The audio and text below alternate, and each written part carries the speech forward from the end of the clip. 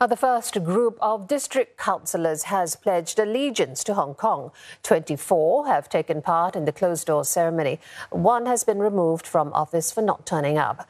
The oath-taking is a new requirement by the government to align local legislation with the national security law. Roland Lim reports. Hong Kong's district councils are local bodies that advise the government on municipal and livelihood issues and the allocation of public funds. Well-known urban environmentalist Paul Zimmerman has been serving as an independent district councillor for the Southern District, which covers nearly half of Hong Kong Island, for more than 10 years. We have budgets that we can use. We give advice on a lot of things, from transport to hygiene to licensing to whatever happens in a district that really impacts people's daily life. It's the small issues, not the big issues.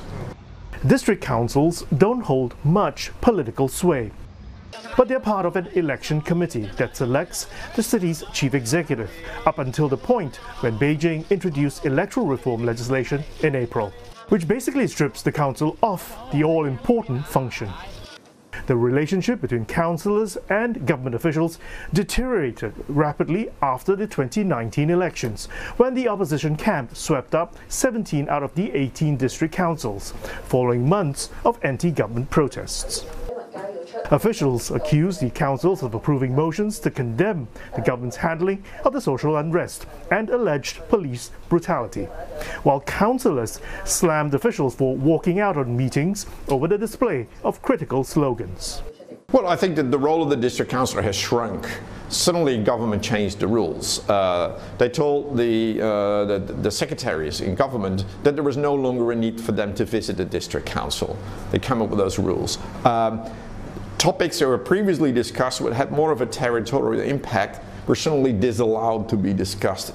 268 district councillors out of a total of 479 have either resigned or have been disqualified. The validity of the remaining 211 taking their oaths from Friday onwards also won't be confirmed on the same day, but at a later date. That's because the government will be looking for past violations, including signing a statement promising to vote down the government's budget if it failed to meet certain demands once the Pan-Democrats won control of the Legislative Council, or for allowing their offices to be used as polling stations for the now illegal primary organized by the opposition activists last year, or for even displaying controversial banners advocating independence.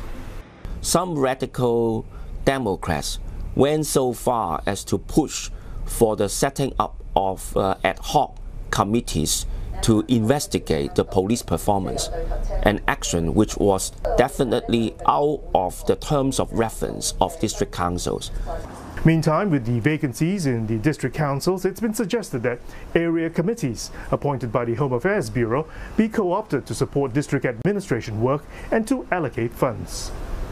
Political watcher Sunny Low says all this sets the stage for pro-Beijing candidates to re-establish a majority control of the councils once again, like they did prior to 2019.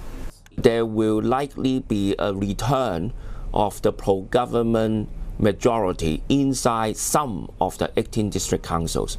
In this way, the government, by using the disqualification means, they can turn the situation around, plus the fact that the government is using channels other than district councils to narrow the communication gap with the citizens.